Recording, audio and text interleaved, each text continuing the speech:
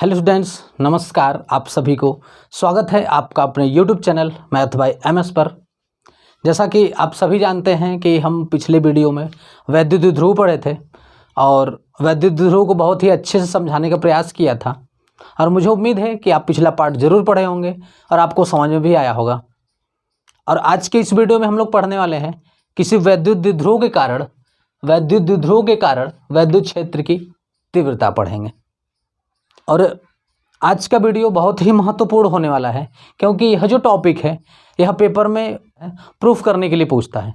इसलिए आप इस वीडियो को बहुत ही ध्यान से और कंप्लीटली पूरी तरीके से देखिएगा।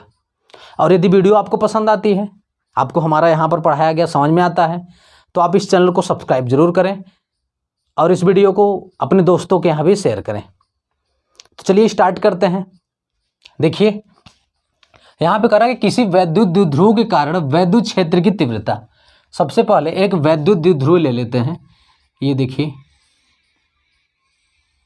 ये है वैद्युत द्विध्रुव है, ठीक है। अच्छा, वैद्युत द्विध्रुव, इस पर समान परिमाण और विपरीत आवेश होना चाहिए। अब ये वैद्युत द्विध्रुव है, ठीक है। तो वैद्युत द्विध्रुव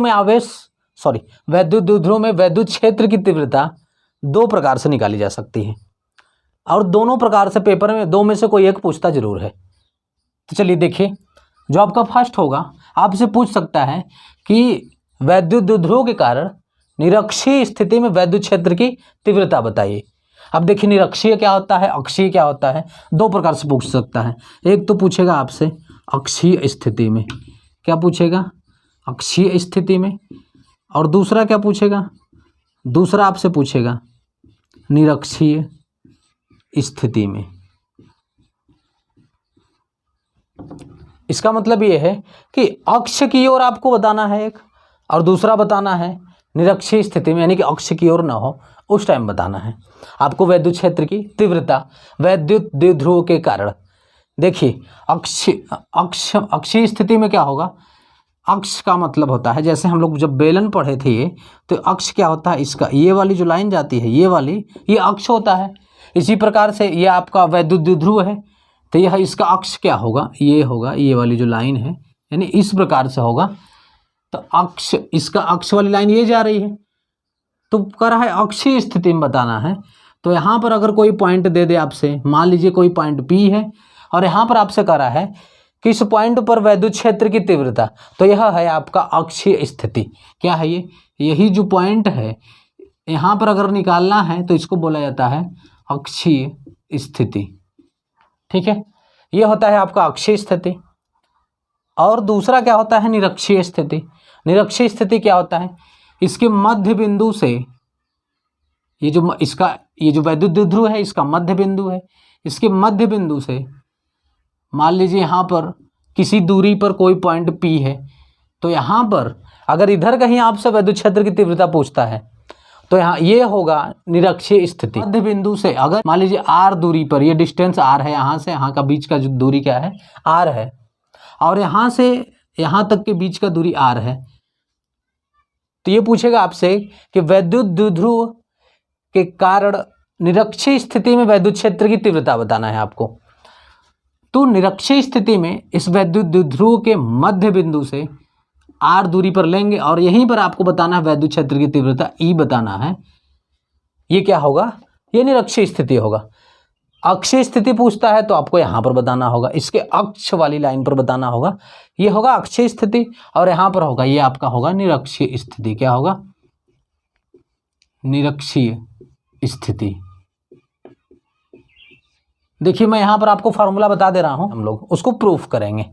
देखिए, यहाँ पर बिंदु P पर अक्षीय स्थिति में जो वैद्युत क्षेत्र की तीव्रता होगी वह होती है 1/4 पाई एप्सिलॉन नॉट, ये है आपका 2P है ये, ठीक है। E बराबर 1/4 पाई एप्सिलॉन नॉट 2P बटा में R³। यह अक्षीय स्थिति में वैद्युत क्षेत्र की तीव्रता है वैद्युत द्विध्रुव के कारण। P क्या है, यहाँ पर P है आपका वैद्युत द्विध्रुव आघूर्ण। और आपको पता है कि अगर इसकी आवेशों के बीच की दूरी 2L है, तो वैद्युत द्विध्रुव आघूर्ण क्या होगा, इनमें से एक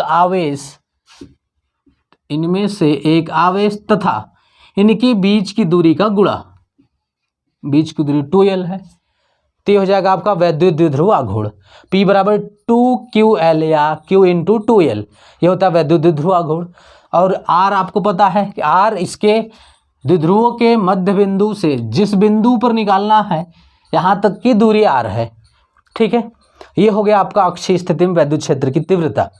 याद रखना है आपको कि E बराबर 1/4 pi epsilon not into 2P बटा में R क्यूब, ठीक है। अब देखिए निरक्षीय स्थिति में क्या होगा, निरक्षीय स्थिति में होता है 1/4 पाई एप्सिलॉन नॉट P बटा में R क्यूब। इस बात को याद रखिएगा, 1/4 पाई एप्सिलॉन नॉट P बटा में R क्यूब होगा। यहाँ पर 2P होता है और यहाँ पर केवल P होता है। तो निरक्षीय स्थिति में 1/4 पाई एप्सिलॉन नॉट P बटा में R क्यूब, और अक्षीय स्थिति में 1/4 pi epsilon not into 2P बटा में R क्यूब। और यहाँ पर R क्या है, इसके द्विध्रुवों के मध्य बिंदु से जिस बिंदु पर निकालना है इसके बीच की दूरी R है, और P क्या है, P वैद्युत द्विध्रुव आघूर्ण है, ठीक है। आप इस बात को नोट कर लीजिए। उसके बाद हम लोग जो है इसमें से अक्षीय स्थिति वाला आज प्रूफ करेंगे आज की वीडियो में, और जो दूसरा बचता है निरक्षीय स्थिति, इसको नेक्स्ट पार्ट में हम लोग देखेंगे। इसको नोट कर लीजिए। चलिए इसको मैं इरेज कर देता हूं, उसके बाद आगे चलते हैं और अक्षीय स्थिति वाला प्रूफ करते हैं। चलिए देखिए इसको ध्यान से, हमको क्या पढ़ना है, किसी वैद्युत द्विध्रुव के कारण अक्षीय स्थिति में वैद्युत क्षेत्र की तीव्रता, ये अपना हेडिंग है। किसी वैद्युत द्विध्रुव के कारण उसके अक्षीय स्थिति में वैद्युत क्षेत्र की तीव्रता। चलिए स्टार्ट करते हैं, इसको ध्यान से देखिएगा। चलिए यहां पर देखिए,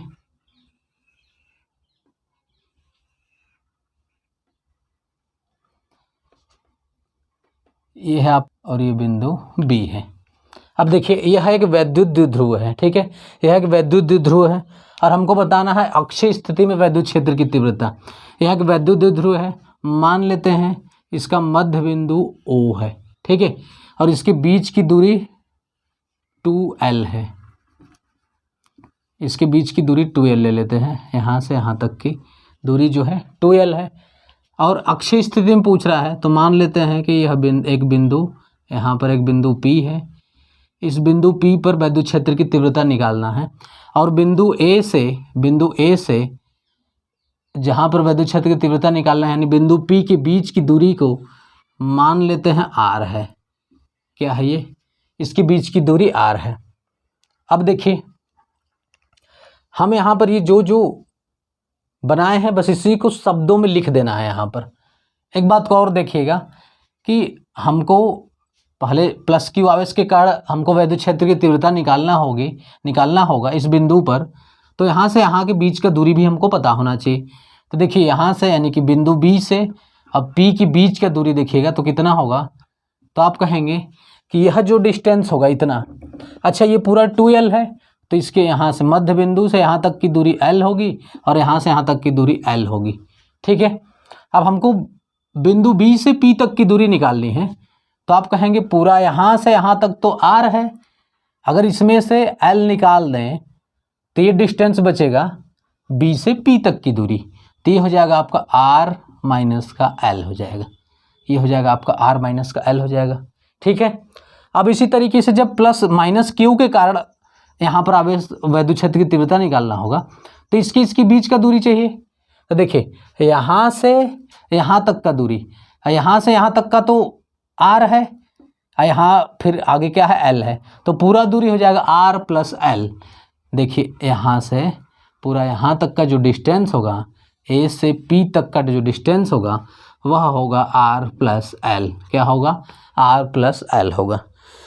इस बात को अच्छे से समझ लीजिएगा आपको, क्योंकि बिंदु P पर वैद्युत क्षेत्र की तीव्रता निकालना है, तो Q आवेश के कारण भी वैद्युत क्षेत्र होगा यहाँ पर, तो इसके बीच का दूरी चाहिए वैद्युत क्षेत्र की तीव्रता निकालने के लिए प्लस Q आवेश के कारण। अब उसी तरीके से माइनस Q आवेश के कारण भी वैद्युत क्षेत्र होगा, तो फिर माइनस Q आवेश से जिस बिंदु पर वैद्युत क्षेत्र की तीव्रता निकालनी है इसके बीच का दूरी भी पता होना चाहिए, तो इसके बीच का दूरी हमने निकाला तो R प्लस L आया, ठीक है।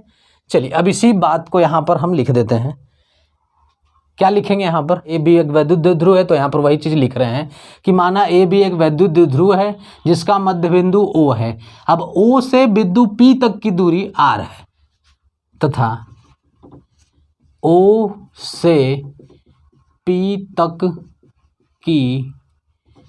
तक की दूरी R है। ठीक है, हमने जो जो यहाँ पर दिखाया था इसको मान लिया, और ये हमको पता है कि ए यानी कि ये जो द्विध्रुव है इसके बीच की दूरी 2L है। ठीक है, चलिए अब क्या करते हैं, यहाँ पर बिंदु P पर वैद्युत क्षेत्र की तीव्रता निकालना है, तो -q आवेश के कारण भी वैद्युत क्षेत्र होगा यहाँ पर, +q आवेश के कारण भी वैद्युत क्षेत्र होगा यहाँ पर, क्योंकि जो वैद्युत क्षेत्र होगा वह आवेश के कारण ही होता है। तो -q आवेश के कारण भी वैद्युत क्षेत्र होगा, तो हम क्या करते हैं, -q आवेश के कारण बिंदु P पर वैद्युत क्षेत्र की तीव्रता निकालते हैं। अब देखिए यहाँ पर लिखेंगे -q आवेश, मान लेते हैं यह E1 है, क्या है ये, इसको मान लेते हैं यह E1 है। ठीक है, -q आवेश के कारण। अच्छा एक बात को याद रखिएगा कि ये जो -q है, -q आवेश के कारण हमको बताना वैद्युत क्षेत्र की तीव्रता, तो आपको बताया गया कि वैद्युत क्षेत्र का जो दिशा होता है माइनस आवेश के कारण अंदर की ओर होता है। अंदर का मतलब क्या है, देखिए ये आपका बिंदु P है और माइनस आवेश ये है, जैसे आपको क्या बताया गया था, अगर ये माइनस आवेश है तो वैद्युत क्षेत्र इस प्रकार से अंदर की ओर होता है, ये बताया गया था आपको।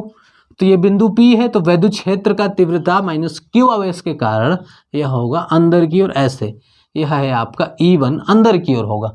ठीक है, जबकि +q आवेश के कारण अगर निकालना होगा तो +q, अगर ये प्लस होता तो इसके कारण जो वैद्युत क्षेत्र का तीव्रता है वह बाहर की ओर होता है, ऐसे। ये हम आपको बता चुके हैं पिछले पार्ट में कि +q प्लस आवेश के कारण वैद्युत क्षेत्र की तीव्रता बाहर की ओर होता है, तो ये प्लस आवेश है, इसके कारण अगर वैद्युत क्षेत्र की तीव्रता निकालेंगे तो ये इस प्रकार से होगा, ऐसे बाहर की ओर, इसको मान लेंगे E2। ठीक है, इतना समझ में आया आप लोगों को। चलिए आगे, अब यहाँ पर हमने लिखा कि -q आवेश के कारण बिंदु P पर वैद्युत क्षेत्र की तीव्रता, और वैद्युत क्षेत्र की तीव्रता का फार्मूला हमने पढ़ा है कि किसी आवेश से r दूरी पर वैद्युत क्षेत्र की जो तीव्रता होती है वह होती है 1/4πε0 q/r²। ये हमने पढ़ा था कि वैद्युत क्षेत्र का तीव्रता जो होता है r दूरी पर, किसी आवेश से r दूरी पर वैद्युत क्षेत्र की तीव्रता 1/4πε0 q/r², ये हम पढ़ चुके हैं। ठीक है, तो वही देखिए ये r क्या है, आवेश से जिस बिंदु पर निकालना है वैद्युत क्षेत्र की तीव्रता वहां तक की दूरी है।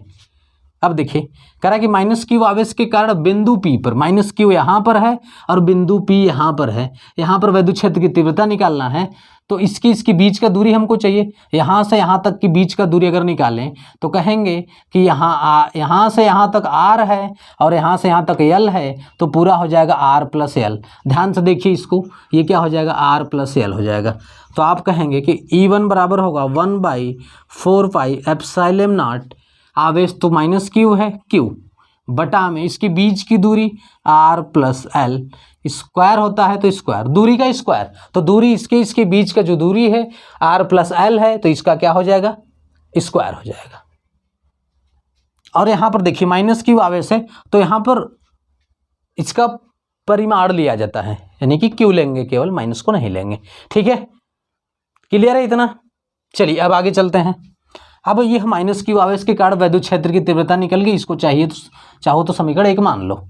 अब आगे आप कहेंगे कि +q आवेश के कारण +q, अब देखिए +q आवेश के कारण है तो इसका क्या हो जाएगा, 1/4πε0, +q है तो q बटा में +q, और जिस बिंदु पर निकालना है इसके बीच का दूरी लेंगे, तो इसके बीच का दूरी क्या निकला है, r - l, क्योंकि पूरा r है और यहाँ तक l है, तो इसमें से घटा देंगे तो r - l हो जाएगा। तो हो जाएगा आपका r - l का होल स्क्वायर हो जाएगा। ठीक है, क्योंकि आवेश और जिस बिंदु पर निकालना है उसके बीच की दूरी का स्क्वायर होता है, तो +q आवेश और बिंदु P के बीच की दूरी r - l है, तो r - l का स्क्वायर हो जाएगा। ये हो जाएगा आपका समीकरण नंबर 2 हो जाएगा। ठीक है, यहाँ तक कोई दिक्कत है, ध्यान से आगे चला जाए। चलिए देखिए, इसको इरेज कर दें। अब हमको बिंदु P पर निकालना है। तो एक देखिए, एक विद्युत क्षेत्र का तीव्रता का दिशा इधर की ओर है और एक का दिशा इधर की ओर है। तो बिंदु P पर परिणामी विद्युत क्षेत्र की तीव्रता निकालना है। तो जब विद्युत क्षेत्र की तीव्रता 2 हो और दोनों का डायरेक्शन विपरीत हो, क्या हो, दोनों का डायरेक्शन जब विपरीत हो तो जो विद्युत क्षेत्र की तीव्रता अधिक होगी, यानी अधिक वाले में से कम वाले को घटा देंगे, वही बिंदु P पर विद्युत क्षेत्र की तीव्रता होगी, परिणामी होगी। ठीक है, तो यहां पर लिखते हैं कि बिंदु P पर परिणामी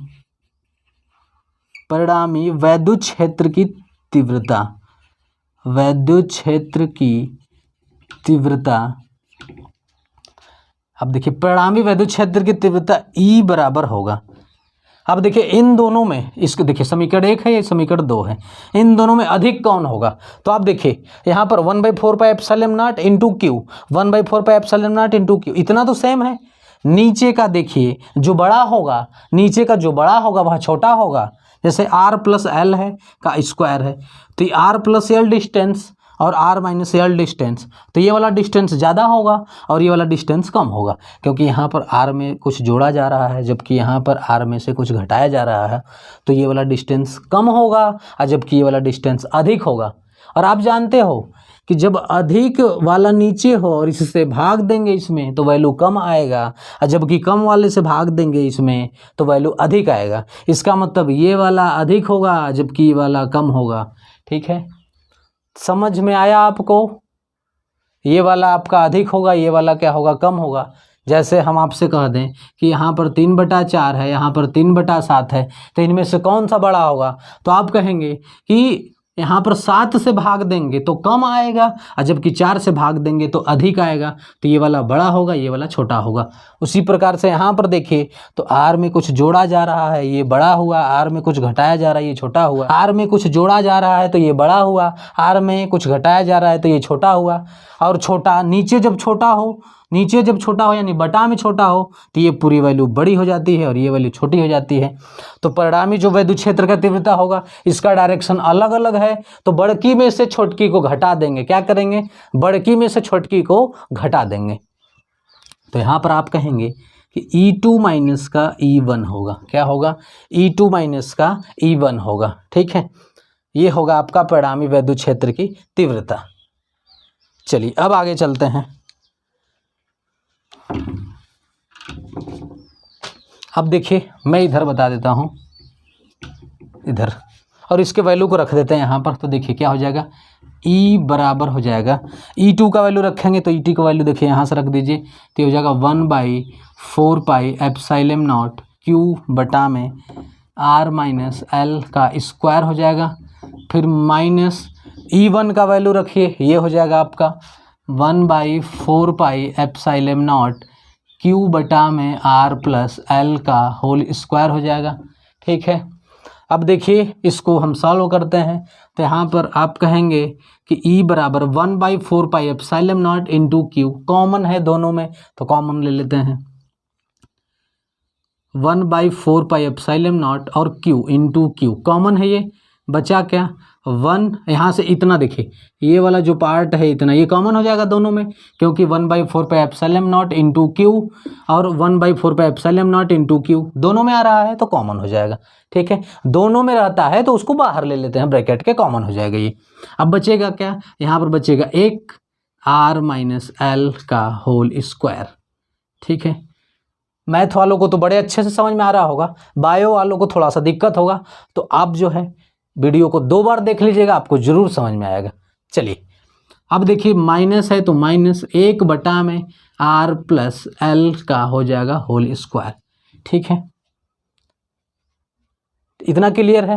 देखिए मैथ वालों तो अब इसको सॉल्व कर सकते हैं, लेकिन बायो वालों को दिक्कत होगा, तो बायो वाले से मेरा निवेदन है कि आपको ना समझ में आए तो इस वीडियो को आप कम से कम 2 बार देखिए, आपको जरूर समझ में आएगा ये।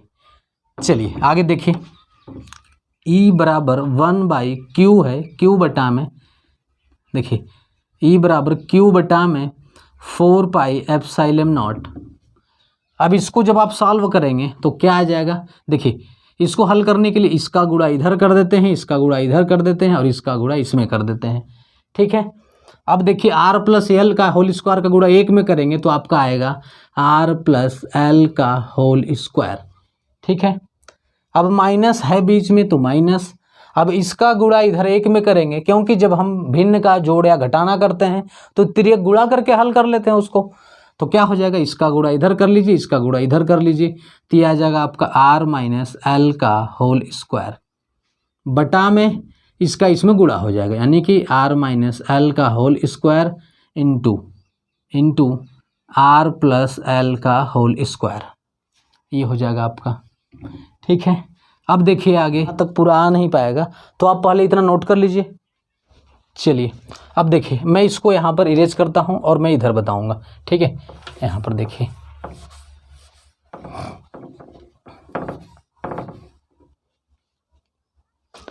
यहाँ पर एक लाइन अभी आ सकता है तो इधर लिख देते हैं। ये क्या होगा, ये होगा आपका E बराबर Q बटा में 4 पाई एप्सिलॉन नॉट, ये हो जाएगा आपका। इसको जब आप करेंगे तो एक ब्रैकेट में R प्लस L, एक ब्रैकेट में R plus L plus R minus का L, हमने क्या किया इसके साथ इसको एक बार जोड़ दिया और दूसरे ब्रैकेट में दूसरे ब्रैकेट में यहाँ पर लिख देते हैं, आ जाएगा ये, इसको इसी के साथ इसको घटा देते हैं तो R प्लस L माइनस का R, अब माइनस का गुणा माइनस में होगा तो प्लस का L, ये हो जाएगा फिर बटा में। ठीक है, अब देखिए इसका भी स्क्वायर इसका भी स्क्वायर, इन दोनों का गुणा करना है तो आप कहेंगे जब आप गुणा करोगे तो R minus L into R plus L, इन दोनों का हो जाएगा होल स्क्वायर हो जाएगा। ठीक है, समझ में आया। अब देखिए यहाँ पे L माइनस में है L प्लस में है तो ये वाला इससे कैंसिल हो जाएगा और यहाँ पर R माइनस में है R प्लस में, ये वाला इससे कैंसिल हो जाएगा। ठीक है, अब देखिए बचा क्या, यहाँ पर मैं लिखता हूँ इधर, तो देखिए E बराबर क्या बचेगा, ऊपर देखिए Q बटा में 4 पाई एप्सिलॉन नॉट, तो Q बटा में 4 पाई एप्सिलॉन नॉट इंटू, अब देखिए R प्लस R तो 2R हो गया, ये L कट चुका है, यहाँ पर L प्लस L 2L, तो 2R into 2L, 2R into 2L, देखिए 2R इंटू 2L, ये बचा ऊपर ब्रैकेट में है तो गुणा में है। अब बटा में देखिए इसका क्या होगा, इसका देखिए तो एक ब्रैकेट में a minus B A plus B, एक ही चीज़ है, बस इस वाले ब्रैकेट में प्लस इस वाले ब्रैकेट में माइनस है, तो ये A square minus B square का फार्मूला हो जाएगा, तो ये हो जाएगा आपका R square minus L square का होल स्क्वायर है तो इसका हो जाएगा होल स्क्वायर। ठीक है, अब ध्यान से देखिए हम क्या पढ़े हैं, हम पढ़े हैं कि देखिए Q इंटू 2L, 2L जो है इसकी बीच की दूरी है, ध्रुव के बीच की दूरी है, यानी कि माइनस Q और प्लस Q आवेश के बीच की दूरी 2L है, तो Q इंटू 2L बराबर P हो जाएगा। क्या हो जाएगा, देखिए यहाँ पर देख लीजिए P बराबर क्या होता है 2L इंटू Q, ये द्विध्रुव बराबर होता है, P बराबर Q इंटू 2L, तो 2L इसकी बीच की दूरी इंटू Q, तो यहाँ पर देखिए E बराबर Q इंटू 2L ले लिए हैं तो Q इंटू 2L की जगह हम P रख देंगे, तो यहाँ बचेगा एक बटा में 4 पाई एप्सिलॉन नॉट, ऊपर बचा है 2R, क्या बचा है 2R into Q into 2L, देखिए इसको Q इंटू 2L की जगह हम रख देते हैं P बटा में क्या आया R square minus L square का होल स्क्वायर। ठीक है, अब यहाँ पर देखिए R square minus L square, अगर R को देखें तो R यहाँ तक है और L यहाँ तक है, तो R की तुलना में L बहुत छोटा है, तो देखिए फिजिक्स का एक रूल है कि जो छोटा होता है बहुत छोटा हो उसको छोड़ दिया जाता है। ठीक है, तो यहाँ पर भी वही कंडीशन होगा, क्या होगा कि यहाँ पर आपको लिखना पड़ेगा कि देखिए जगह नहीं है, मैं नीचे वाले को भी इरेज कर देता हूँ, नीचे वाले को क्या कर देते हैं इरेज कर देते हैं। देखिए अब यहाँ पर आप लिखेंगे कि चूंकि ये जो L है, L जो है R से बहुत छोटा है, तो ऐसा लिखेंगे कि L बहुत छोटा है R से, इसलिए L लगभग जीरो के बराबर होगा या जीरो मान लिया जाता है। एल को क्या मान लिया जाता है? जीरो मान लिया जाता है। चूंकि एल का वैल्यू आर की अपेक्षा बहुत छोटा है तो फिजिक्स में क्या किया जाता है, जो बहुत छोटा है उसको नेग्लेक्ट कर दिया जाता है, नगण्य मान लिया जाता है, यानी कि जीरो मान लिया जाता है। तो एल के जगह पर जीरो रख देंगे तो ये आपका क्या हो जाएगा, ई बराबर 1/4 पाई एप्सिलॉन नॉट।